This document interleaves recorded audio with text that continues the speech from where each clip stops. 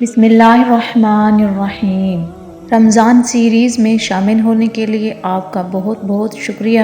اکثر یہ سوالات پوچھے جاتے ہیں، ذہن میں آتے ہیں کہ کیا تراویح پڑھنا ضروری ہے؟ اگر تراویح نہیں پڑھیں گے تو روزہ ہوگا یا نہیں ہوگا؟ اس کے علاوہ تراویح کی 20 رکعت پڑھنی چاہیے، 8 رکعت پڑھنی چاہیے یا 12 پڑھنی چاہیے؟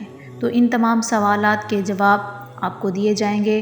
سب سے پہلا سوال، کیا تراویح سنت مؤکدہ ہے؟ تو جی ہاں، جمہور اہل سنت احناف، شوافع، مالکیہ، حنابلہ کے نزدیک تراویح سنت مؤکدہ علی الکفایہ ہے۔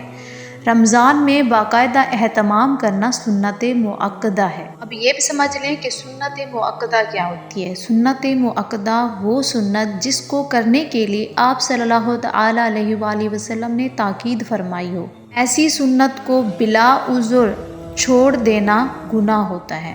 یا تراویح حضرت عمر رضی اللہ تعالیٰ عنہ کے دور میں شروع ہوئی؟ یہ بات درست نہیں کہ تراویح حضرت عمر کے دور میں شروع کی گئی۔ در حقیقت تراویح نبی کریم صلی اللہ علیہ وآلہ وسلم کے زمانے میں ثابت ہے۔ نبی علیہ الصلوۃ والسلام نے رمضان میں چند راتیں صحابہ کے ساتھ جماعت کے ساتھ قیام کیا، اور یہ حدیث صحیح بخاری، صحیح مسلم میں موجود ہے۔ آپ علیہ الصلوۃ والسلام نے چند راتیں مسجد میں نماز پڑھائی، پھر چوتھی رات تشریف نہ لائے اور فرمایا، مجھے اندیشہ ہوا کہ تم پر یہ فرض نہ کر دی جائے۔ اس سے واضح ہوا کہ نماز موجود تھی، جماعت بھی ہوئی، لیکن فرض ہونے کے خوف سے آپ علیہ الصلوۃ والسلام نے باقاعدہ تسلسل نہیں رکھا۔ تو حضرت عمر نے کیا کیا؟ آپ نے اپنے دور میں باجماعت مسجد میں اس کا اہتمام فرمایا، کیونکہ اصل عمل نبی علیہ الصلوۃ والسلام سے ثابت ہے۔ صرف جماعت کا باقاعدہ نظم قائم کیا گیا۔ تراویح نبی علیہ الصلوۃ والسلام کی سنت۔ اب جانتے ہیں کہ تراویح کی رکعات۔ نبی علیہ الصلوۃ والسلام اور صحابہ کرام علیہم الرضوان کے عمل اور جمہور فقہاء کے اقوال کے مطابق تراویح کی 20 رکعات ہیں۔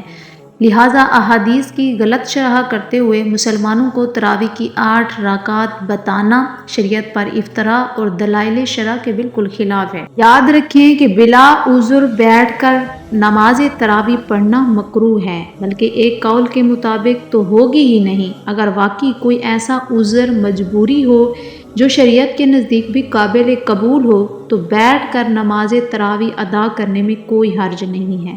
بحوالہ در مختار۔ نماز تراویح کے متعلق اکثر لوگ غلط فہمی کا شکار ہوتے ہیں کہ نماز تراویح نہیں پڑھیں گے تو روزہ نہیں ہوگا۔